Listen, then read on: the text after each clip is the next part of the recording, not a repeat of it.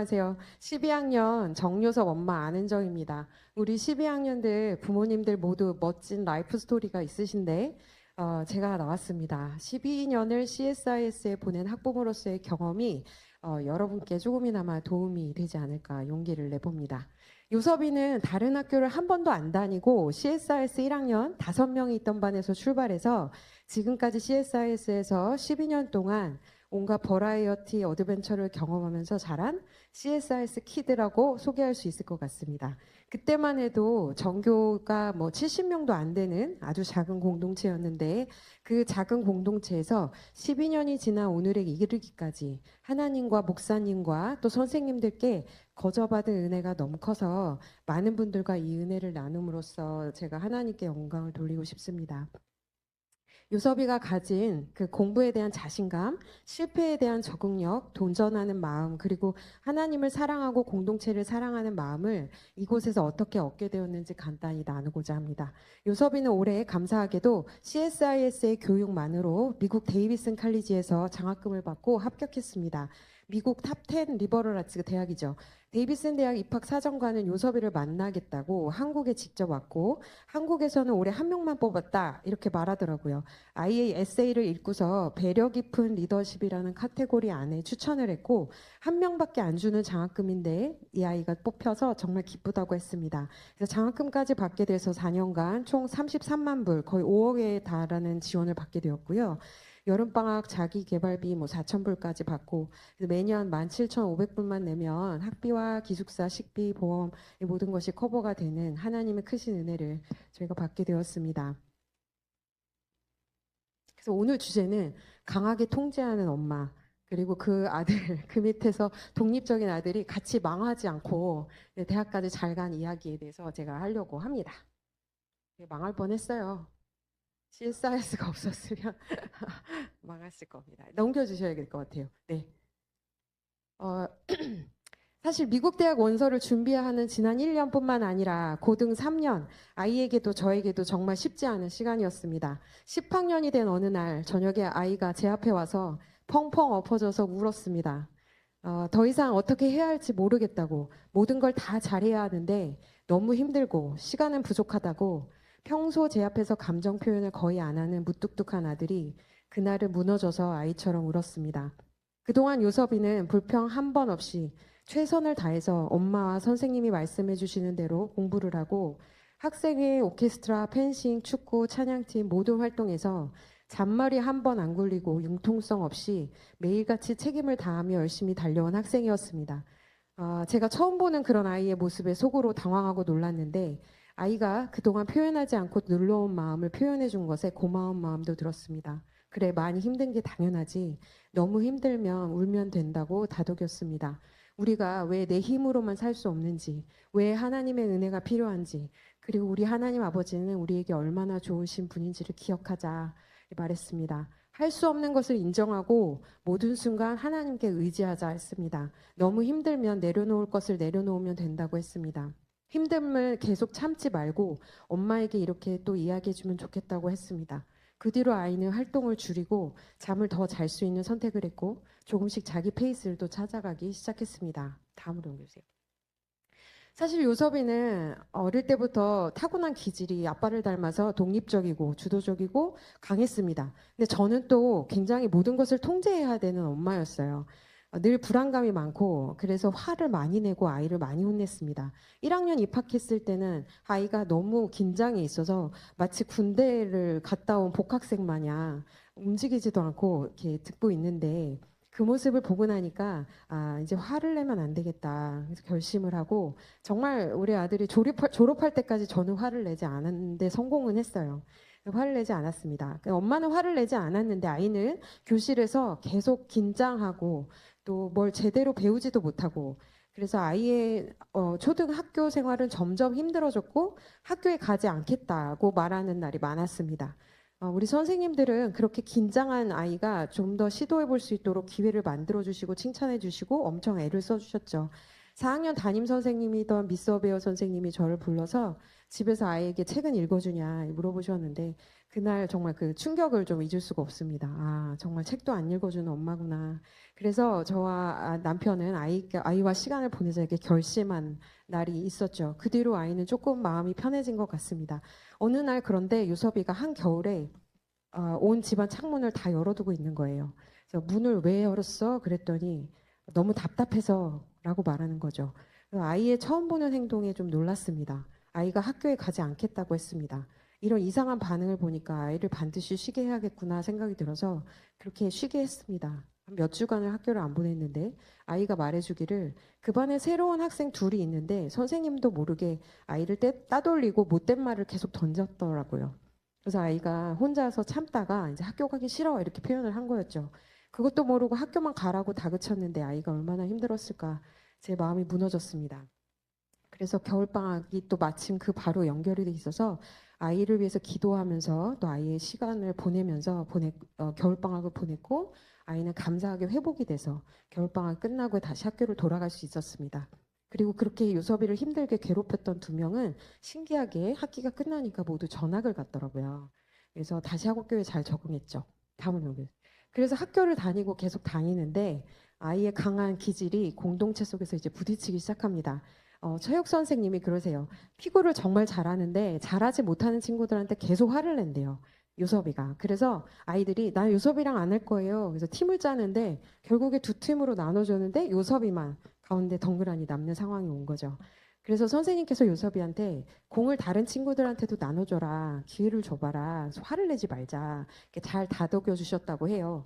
그러니까 요섭이가 그 말씀을 또 듣고 곧이곧대로 그날부터 공을 잡으면 한 번도 자기는 던지지 않고 모든 친구들한테 넘겨주기 시작했습니다. 체육 시간마다 피구가 아니라 패스만 계속 하는 거죠. 선생님이 굉장히 안타까워하셨는데 자기를 거절한 아이들의 눈치를 보기 시작했고 또 언제든지 껍질에 숨어버리는 달팽이 같이 그렇게 학교를 다니는 모습을 보니까 제 마음이 아팠습니다. 하지만 어쨌거나 요섭이의 그런 강한 기질이 언제는 한 번은 다뤄져야 하는데 이렇게 어릴 때 이런 안전한 공동체 안에서 다루어지는 것이 감사하다는 마음이 들었습니다. 그래서 이 시간 동안 아이의 마음이 커지고 다른 사람을 배려하는 사람으로 성장하도록 기도받기는 할 것이 없었죠. 아이가는 점점 극단적으로 모든 것을 양보하는 모습에서 자신의 욕구와 친구를 배려함 사이에서 균형을 찾아갔습니다. 그래서 아이가 중학교에서 학생회장이 됐는데 담임 선생님이던 전 선생님이 요섭이가 학생회를 이끌 때 다른 임원 학생들이 하고 싶은 걸 다 하게 해주고 나머지 남은 힘든 일을 혼자서 맡아서 조용히 해낸다. 이런 말을 해주시더라고요. 그래서 이 아이의 강한 기질이 힘들었지만 거의 4년 동안 잘 다뤄지고 성장해서 아이가 다른 사람을 배려하는 자리까지 이제 갔구나 보여서 감사했습니다. 아이들의 성장은 단번에 이루어지지 않고 빠른 시간 안에 이루어지지 않는다는 걸 알지만 아이가 바람직한 모습으로 성장한 것을 보기까지 흥분하지 않고 침착하게 기다려주고 기도하는 시간은 정말 길게만 느껴졌습니다. 사실 그 긴 시간은 아이에 대한 나의 동일시와 잘못된 나의 신념들이 다뤄지고 하나님이 쓰실 수 있는 겸손하고 온유한 부모의 모습으로 제가 성장하는 시간이었어요. 아이의 환경을 통제하고 싶은 마음을 내려놓고 내가 통제할 수 없는 모든 것을 간구함으로 매일 평안 속에 감사하는 훈련이 되었던 시간이었습니다. 다음으로 넘기세요. 그러다가 5학년 2학기에 요섭이가 학생회장에 나가겠다고 했는데 저와 남편은 정말 놀랐습니다. 학교에서 손 한 번 안 들고 긴장하면서 소심하게 앉아있기만 했던 아이를 알기 때문에 아이가 선거 포스터를 만들고 자기가 회장이 되면 우리 집 강아지 왓슨을 전교생이 한 번씩 만지게 해주겠다는 그런 공약까지 만들어서 애가 여기를 설치는데 정말 어리석은 엄마가 힘으로 눌러버려서 기가 죽어있던 아이를 하나님께서 우리 학교 공동체를 사용하셔서 이렇게 자신감을 갖도록 회복시켜 주셨구나. 도대체 우리 선생님들은 무슨 일을 하신 건가? 아이는 어느새 긴장하거나 눈치 보지 않고 당당한 모습으로 변해 있었습니다. 요섭이를 늘 인정해 주시고 관찰해 주시고 격려와 사랑을 베풀어 주셨던 그런 선생님들이 아니었다면 또 이런 우리를 긍휼히 여기시는 하나님이 아니었다면 세상에 대한 두려움 높은 기준으로 아이를 잡아대던 엄마 밑에서 아이는 이런 자신감을 찾을 수 없었을 겁니다. 넘겨주세요. 사실 요섭이는 아까 잠깐 말했지만 5학년 때 공부는 안 하고 모든 시험 문제를 다 찍어서 제출을 해가지고 제가 담임 선생님께 불려갔어요. 이대로 가면 중학교에서 완전히 망한다 이렇게 들었습니다. 그래서 제가 사실 칼리지 카운셀러를 오래 하면서 매년 고등학생들이 얼마나 한 해 한 해 달라지는지를 늘 봐왔거든요. 정말 요섭이보다 훨씬 못한 애들도 막 잘해서 나중에는 뭐 더 좋은 대학도 잘 가고 그런 걸 많이 봐왔기 때문에 사실 요섭이가 공부를 못해도 크게 불안하지는 않았었어요. 그런데 아이가 모든 시험 문제를 다 찍었는데 뭐가 문제인지도 모른 것 같다라는 그런 선생님 말씀에 아 이건 뭔가 잘못됐다라는 생각이 들었습니다. 그래서 아이를 매일 저녁 봐주기로 했죠. 제가 공부를 봐주기로 했습니다. 그리고 담임 선생님은 요섭이 공부를 시키시려고 그날부터 시험 점수가 부족하면 점심시간 못 나가고 재시험을 보게 하셨어요. 학교에 가는 유일한 낙인 점심시간에 못 놀게 하니까 요섭이가 갑자기 잠도 안 자고 단어를 외워가기 시작했습니다. 선생님의 포기하지 않으시는 노력 끝에 5학년 졸업쯤에는 요섭이 성적이 많이 올랐죠. 넘겨주시고 6학년이 돼서 축구부에 갔는데 중고등 형들이 요섭이 잘하는데 요섭이 멋있어 이렇게 칭찬해 주는 거예요 자꾸. 형들이 너무 좋은 거죠. 그래서 자기도 형들처럼 잘하고 싶다는 마음을 갖기 시작했어요. 축구만 잘하는 게 아니라 형들이 공부도 열심히 하네. 그러면서 자기도 공부를 잘하고 싶다고 그랬거든요. 그 참에 넘겨주세요. 그래서 제가 그거를 잘 잡아서 좋아. 야 그렇게 되려면 우리가 좀 공부를 해야 돼. 근데 너가 지금까지 공부를 너무 안 해서 6학년 아마 보나마나 F가 나올 거다. 하지만 엄마가 도와줄 테니까 1년 동안 열심히 따라가 보자. 그러면 7학년이 되면 한 B쯤 받을 거고 8학년이 되면 A쯤 받을 수 있을 거야. 이제 이렇게 얘기를 했죠. 이 아이는 정말 형들처럼 되고 싶어서 정말 잘 따라와 줬어요. 정말 힘들었는데 그래서 6학년 때 저희가 졸업할 때 6학년쯤은 전 과목을 C로 만드는데 성공했고 7학년부터는 이제 스스로 해볼 수 있겠다 이렇게 말하기 시작하더니 이제 공부도 운동도 신앙도 막 선생님 말씀도 잘 들으려고 아이가 진지해지기 시작했습니다.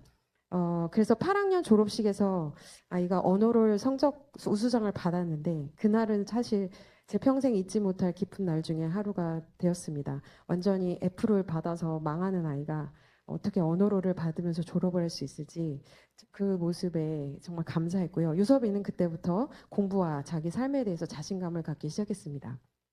넘겨주세요. 제가 사실 준비한 게 많아가지고 되게 혼나면서 줄였는데 서두르고 있습니다. 유섭이는 펜싱을 굉장히 좋아해요. 그래서 펜싱을 2학년 때부터 했고 예선만 나가면 1, 2등을 차지하곤 했죠. 그런데 고등학생이 됐는데도 똑같이 신기하게 본선에만 올라가면 긴장해서 다리가 굳고 어이없이 지는 거예요. 그래서 매 경기마다 예선 1, 2등인데 항상 본선에서 떨어지니까 본인도 속상하고 저희도 안타까웠습니다. 무엇이 그렇게 아이를 긴장하게 만드는 건지 너무 고민이 돼서 같이 기도도 많이 했는데 요섭이 아빠의 조언을 좀 받아서 9학년 그 경기가 있던 어느 날 아침에 아이에게 너의 인생에서 가장 재밌고 좋았던 펜싱 경기를 떠올려 봐라. 그랬더니 자기가 청소년 국가대표 2등하고 있는 준규라는 친구랑 경기했을 때가 가장 즐거웠다고 하더라고요. 그래서 오늘은 메달을 신경 쓰지 말고 만나는 모든 상대가 다 준규라고 생각하고 뛰자 이렇게 얘기를 했어요. 그랬더니 요섭이가 엄마 내 가슴 속에 있던 큰 돌이 뭐가 있었는데 그게 치워진 것 같아 이런 말을 하더라고요. 그날 그 경기부터 요섭이는 신나게 뛰기 시작했습니다. 그리고 그날 생애 첫 금메달을 땄어요. 그리고 그 뒤로는 모든 펜싱 경기마다 금메달을 따기 시작했는데 아이는 어떤 경기에서도 꼭 잘해야 한다는 그 마음을 내려놓는 법을 배웠습니다. 누구도 도와주지 못했던 그 긴장의 마음, 자기를 묶어버리고 잠재력을 발휘하지 못하게 했던 성취에 대한 부담감을 내려놓는 법을 펜싱을 통해서 배웠던 것 같습니다. 네, 다음으로 가주세요. 그리고 요섭이는 여름방학 캄보디아 선교에서 함께 하신 하나님을 만났는데요.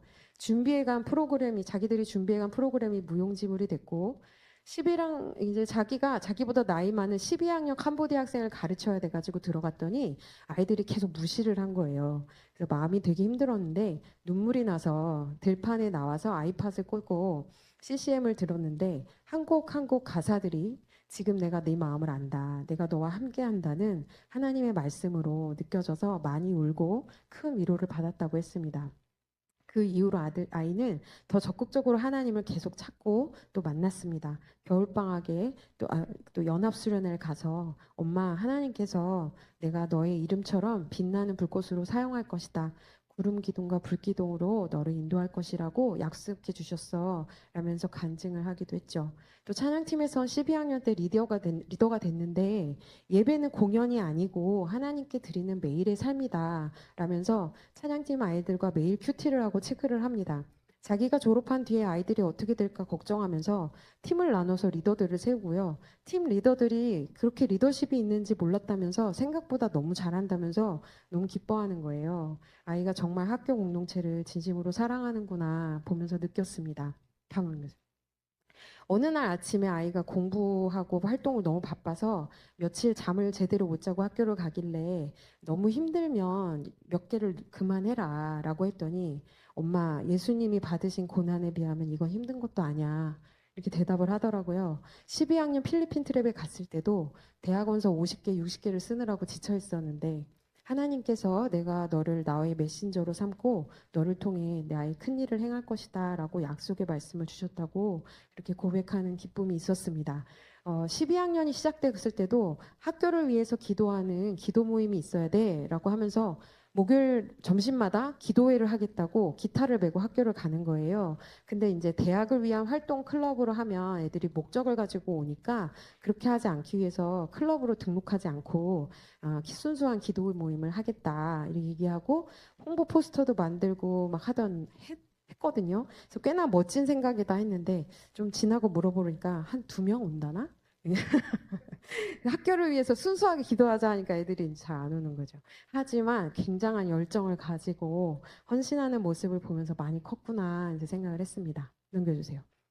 12학년 2학기 1월 드디어 20개가 넘는 대학 원서를 다 제출하고 나서 저는 대학들이 아이의 삶을 제대로 알아봐 주기를 그리고 하나님께서 예비해 하신 곳으로 인도해 주시기를 또 하나님께서 아이의 지금까지의 모든 삶을 통해서 영광 받으시기만을 간절히 기도했습니다. 사실 14년 동안 칼리지 카운셀러로서 매년 대학의 아이들이 합격하고 진학하고 있기 때문에 미국 대학 입시가 저에게는 그렇게 힘든 게 아닌데 올해는 저희 집 아이가 입시를 해야 하니 상황이 좀 다르더라고요. 무엇보다 아이와의 소통이 가장 어려웠습니다. 부모에게 인정받는 것이 목숨보다 중요한 나이에 미국 대학 에세이를 한 번도 오케이를 안 해주고 계속 고치자고 하는 저의 피드백은 아이에게 말할 수 없는 무거운 스트레스가 되었어요. 대부분 저는 다른 학생들과는 너무 소통을 잘했는데 유독 요섭이에게는 눈치를 보고 엄마라서 요섭이의 선택을 더 존중해줘야 하는 상황이 사실 많이 힘들었습니다. 그래서 요섭이 원서는 사실 제가 많이 건드리지를 못하겠더라고요. 12월부터 이제 발표가 시작이 되는데 아이는 붙을 거라 확신했던 그런 대학들에서 좀 떨어졌습니다. 그래서 아까 민서 아버님 말대로 다른 친구들은 많이 좋은 학교에 합격을 하는데 우리 요섭이만 사실 계속 이렇게 좀 떨어지기 시작했어요. 상대적으로 웃기지만 하여튼 그렇습니다. 그래서 제가 많이 속상하진 않냐 하니까 떨어진 그날은 많이 속상하지만 그 다음 날부터는 다 잊어버려서 괜찮아 이렇게 얘기하더라고요. 재정 지원 신청하는 것도 자기는 속상하지 않다고 합니다. 그래서 계속 여러 번 불합격의 소식 속에서 마음이 무거웠는데 이제 어느 날 요섭이를 데리고 남편과 함께 스타벅스에 디저트를 먹으러 나갔습니다. 사실 요섭이와 대화를 하러 나간 거였죠. 대학에 잘 가는 게 중요한 게 아니고 내가 무엇을 하고 싶은지 앞으로 어떤 삶을 만들고 싶은지를 고민하면서 나가는 게 훨씬 중요하다 이런 이야기를 아이와 했습니다. 그러자 조용히 듣고 있던 요섭이가 자기는 흑백 요리사라는 프로그램을 좋아한다면서 입을 열었어요.